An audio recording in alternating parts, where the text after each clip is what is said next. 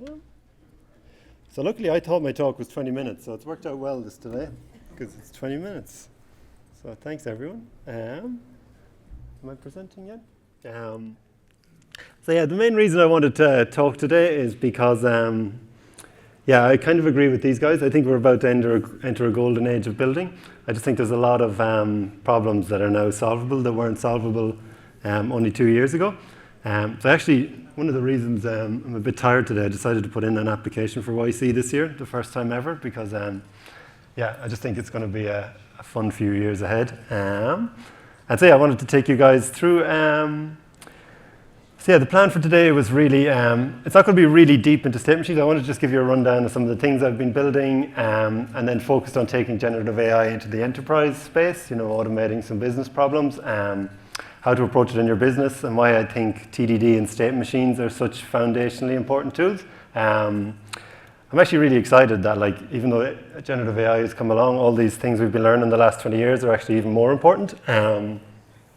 And so it'll be from the perspective of a software engineer. That's what I am. And so some things like benchmarks might be pretty obvious to ML people, but they weren't to me.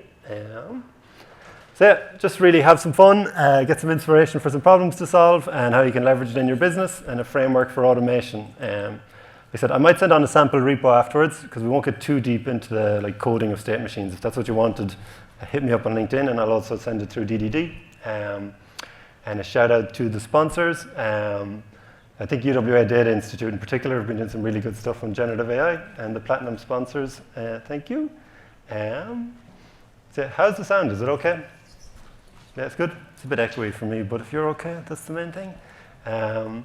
So yeah, just a rundown of what I've been doing for the last 18 months. So once generative AI came out, I just started building some like B2C apps. You know, it's pretty new technology. I wanted to get a feel for it. And so I thought I'd take you through some of the things I've been building so you can get a sense for what you can do with generative AI, and then how we can take it into business. So yeah, there's a lot of noise and confusion in generative AI. I don't know if you guys feel it, but it's like, you know, like it's just another hype cycle. It's not intelligence. There's theft, I hear a lot. It's non-deterministic. And so like at times like that, I just like to build things. I feel like there's like a flood of noise and there's a flood of information. And I think if you don't build something, you don't really have an anchor. So for me, building things is really my anchor to just like a new image model comes out. How does it affect the bedtime story app I built? I'm able to like have an anchor. So yeah. So anyone been building some stuff with generative AI, just so I know yeah, cool, plenty of people. You see Fletch there. So Fletch is one guy I wanted to highlight. So someone, he's built an end-to-end app that people are using, which is os.coach, if you want to try it out. It's just an example of some of the new problems you can solve. Like you can have a personal coach now that calls you every day and has a chat with you and keeps you on a track. So yeah, it's a really cool app. It's worth checking out. So it's cool to see these things being built in Perth. So I started off with bedtime story. So we created like sort of the hello world of generative AI. You like put in a prompt and you get a bedtime story for your kids. You get some nice images. I'm actually also adding audio stories now because it's becoming affordable. And so the lesson I got there was really you can create experiences people will pay for. You know, all of this noise with generative AI, just to have a product that I knew people would pay for, you know, all of a sudden made it more tangible to me. And also now, the really big thing has been like, it was actually expensive to create a story when we released it, and now it costs basically nothing. Like the text costs are nothing. So if you can create a business now, in 3 years, it'll be pure profit. So you can kind of just, I wouldn't pay too much attention to the costs. So there's another lesson there. Then I got a lot of, actually when I released it on Twitter, one of the lads I built it with went kind of Twitter famous, and we got a lot of stick that it was theft, that we were stealing like artists' IP by creating stories, which, you know, is fair enough. You know, there's a point to be made there. But I also think with this technology, you want to take the mindset where like, okay, we've got a new technology, we've got a complaint, like we can come up with solutions to this stuff rather than just like shut down the technology. So for me, I explored how could you attribute the artist properly. So what I did was create search and find adventures for kids. And so you can embed your child in a search and find book. And I got an artist to create I don't have internet there, sorry. I got an artist to create all these artworks, and then I plucked out all the people, and I trained a generative AI model on them. And then when you create the art, it's in that artist's style, and I can attribute him directly for it. So it's a business model where you can actually get proper attribution. So you can, like you can see here, I've created my daughter in the art style. I've created me as a nerd, mama, and then you can move them around and hide them in the artwork. So, and then the artist is getting proper attribution. So for me, it's important, like, again, there's criticisms, but there's solutions to these problems from a business perspective. Then the next thing I built was, because multimodal AI is so big right now, my daughter has, do any of your kids have a Yoda player? A Yoda player is like a small audio device, and my daughter listens to audio stories every day, but it's only one way, so it's only telling stories. And at the end, it asks her questions, and she gets really disappointed when it doesn't talk back to her. And so, like, I wanted to build something for her, and like, I feel like this is a really good space to play around with, like creating experiences for your kids. It's actually really doable now with these tools. So Winnie the Pooh was her favorite one, so we created a Winnie the Pooh Guess the Animals game. And now I literally have to do Guess the Animals every night with her, because she loves it. So it's just another example of something. Hello there, Molly. It's Winnie the Pooh here, ready for a jolly game of Guess the Animal. Think of it like finding a pot of honey, but instead of honey, we're searching for animals. Isn't that exciting? Now let's begin with our first animal. Sounds like a smoker. It's something many folks have in gardens with long ears and quite a fondness for hopping about. Can you guess what it might be, my dear Molly? Is it a bunny, Winnie? Is it a bunny rabbit?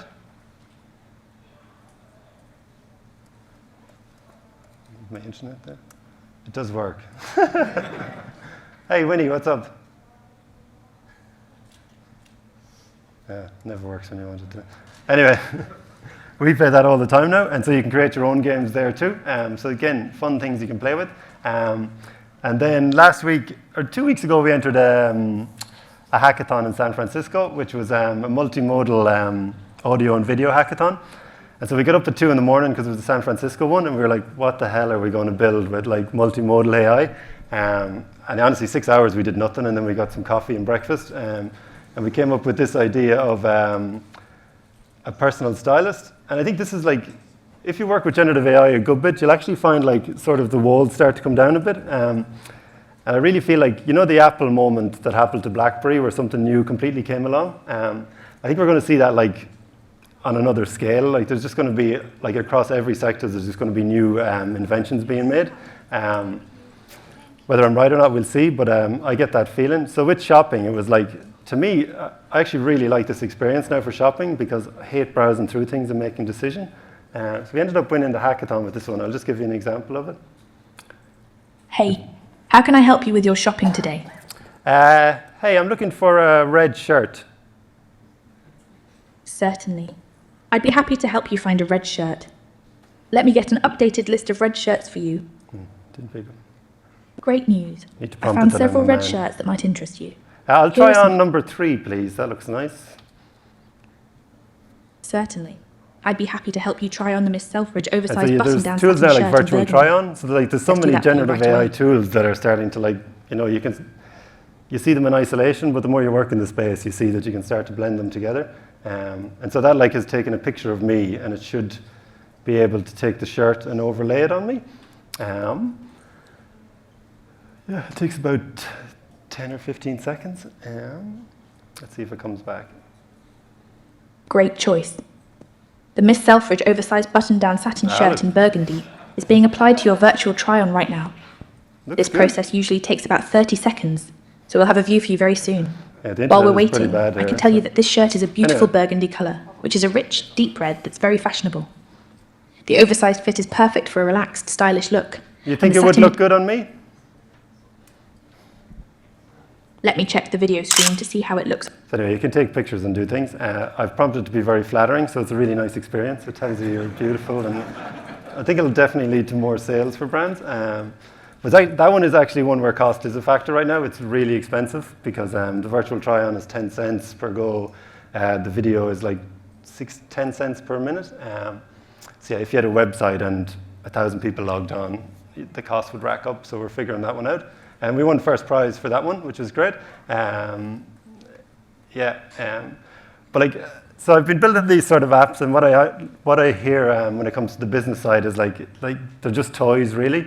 which is a fair enough criticism. Like, it doesn't matter if it's right or wrong, and you can't use them for anything useful, which is the common thing we hear with generative AI now. You just can't automate business processes with it. And I agreed with that for the most part until I thought a bit deeper about it all, and like was challenged to solve something. So I was kind of stumped about it, and I'll kind of take you through my thought process as a software engineer.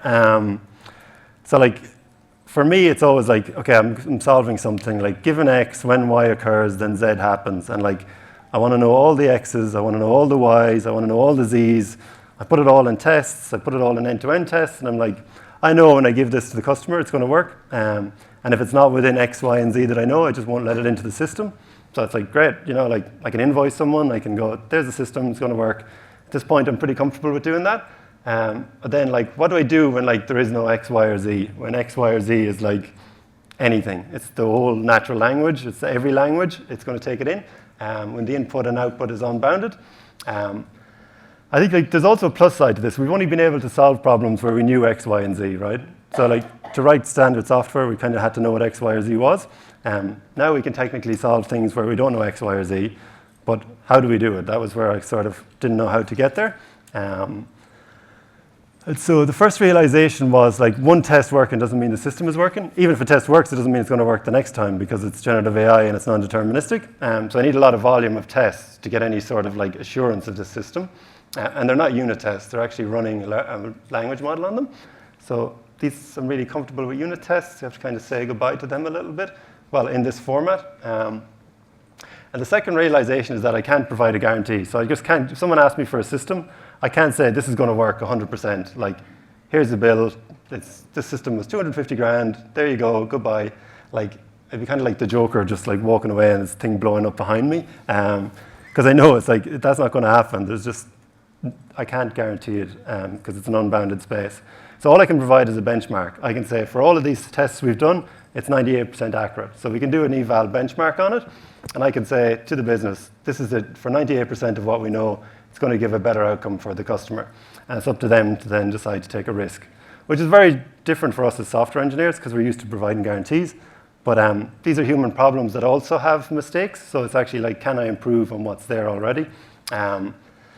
The third realization then is like, I need a machine. I need to build a system. I need to be able to benchmark it. I need to ship it. I need to be evaluating it in the wild and then like feed that back into it. Which we're kind of used to as software engineers, but we're not used to building benchmarks. We're more used to an automated suite of tests. So for me, that was a bit of a mental leap towards benchmarking and just going, it'll work this amount of the time. And then I realized like there's just always going to need to be humans in the loop, I feel.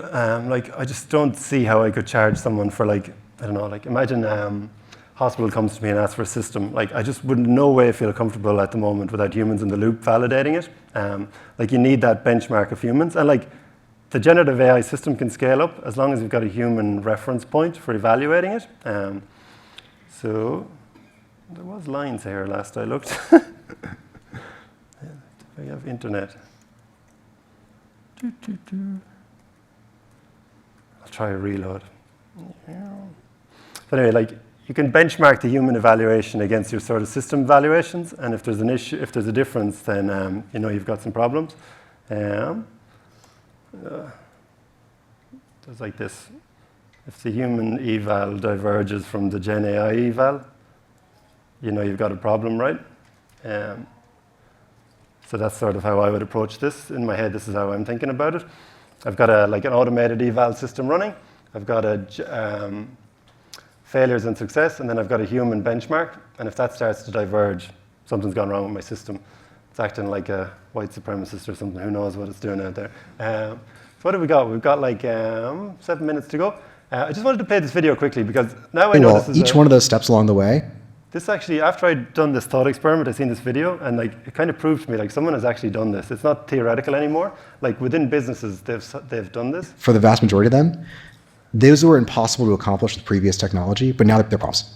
Think step by step. Yeah, think step by step. Yeah, exactly. But we actually broke it down. Each so getting to the final result may be a dozen or 2 dozen different individual prompts, each of which might, by the way, be things step by step themselves. But and then for each of those prompts, you know, as part of this like chain of actions you take to get to the final result, we had a very clear sense of what good looks like. And we're able, you know, we had a series, like a battery of tests before, but it got way more intense where we'd write at first maybe a few dozen tests, and then a few hundred, and then a few thousand for every single one of those prompts. So, if the job to be done in the very beginning of this research process, for example, is taking the English language query and breaking it down into search queries, we had a very clear sense of what good search queries look like and wrote like bold standard answers for given this input, this is what the output looks like, right? And so our prompt engineers, and I was one of them at the very beginning, we all just kind of did it together. We're writing these English language prompts to try to write the test first, basically, and write these English language prompts to try to get it so of 1,200 times it got the right answer one time. Right. So this guy exited his company for 650 mil, building a legal secretary, so automating that task. And that happened like 6 months after GPT-4 came out. So like we know it's possible to do it to a level where someone will pay 650 million. I'd be happy enough with that level, and doing me. And so the takeaways are like sort of the thought experiment I went. You need to think like a human through the process, break down the problem into parts, and like rather than like most people think of generative AI as let's just throw it at the model. It's actually the opposite. Like you need to hammer it with tests. You need to build a system. You need to break it down, have each part of it really like hammered with these non-deterministic tests. You need to benchmark them. 5 minutes to go. Okay. And so we're finally into the state machines part. So I wanted to set the stage for why I think they're important. So how do you reliably break down a process into loads of distinct pieces? For me, that's state machines. And with large language models, we integrate function calling. So this is an example of a doctor booking process. So first we gather the details. And so this is like a large language model session. So think of when you just chat with ChatGPT. In here, we've got like an unbounded chat window. And we have a function call that it can tell us when it knows it's got the details. So it's gathering the patient details. Once it feels like it's got the details, we have the state machine wrapped around it.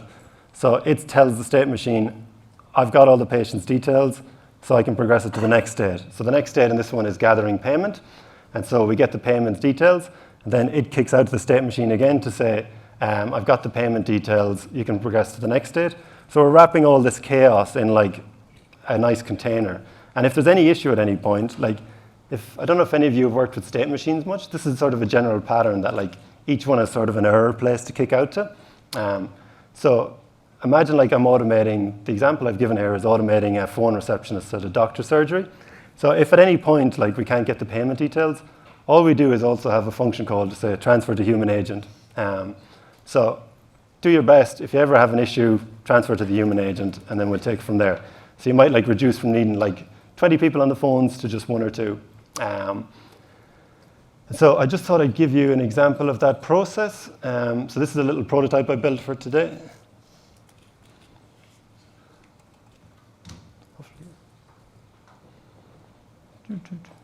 Hello and welcome to Rosemount Practice. Can I get your name, please? It's Brian Foody. Foody, Thank you, F-O-O-D-Y. Thank you, Brian Foody. How can we help you today? I'd just like to book an appointment with Dr. Hibbert at 2 p.m., please, about my knee. Okay. Thanks for your request. And it's progressed Now I to the just next need your step. credit card number, please. Yeah. It's all right. It's 4242 times 4. Thank you, Brian. Now, may I have the expiry date for the card, please? Yeah, it's 10/27. Thank you. Could you provide the 3-digit CV code, please? Yeah, it's 123. Okay, Brian. Just to confirm, you have a 2 p.m. appointment today with Dr. Hibbert, and you are happy to pay a $20 booking fee. Should I go ahead and book it in? Yeah, please, go for it. And so that's sort of our state machine wrapped around it. And like if at any point there's an issue, like just trigger a function call. And so underneath there is basically, at each point you're supplying the large language model with some function calls. Like here I've actually broke down each one into a function call, but you could ask it to gather all of them and send it to me. And then there could be another function call for trigger human agent. And so you can see how you can break down, this was a simple doctor process with 3 steps. It might be like an insurance application with 20 steps. But it's still the same principle, break it down into parts. Let me show you it here. Like we can basically like clear out the context window as we go between it. So like each stage has a known input that it's going to get. And so like if you're writing the test sets, it's a lot easier because it's a small thing that you're doing, and you can write an eval across that, plug it together, solve a rather large business problem.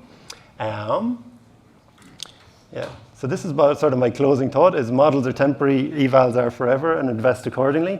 So So yeah, it's really easy to get caught up in the latest OpenAI model and like just build a thing on top of it. But if you don't have evals and if you don't have the framework around it, especially in a business context, you'll probably only get so far before the whole thing collapses. So make sure you're thinking about how you evaluate the system first and building that framework up before you bring it into your business. And then like it'll just self-improve with these models as they come out until it takes over from you. So you can I have a sort of small startup around this automation side of things.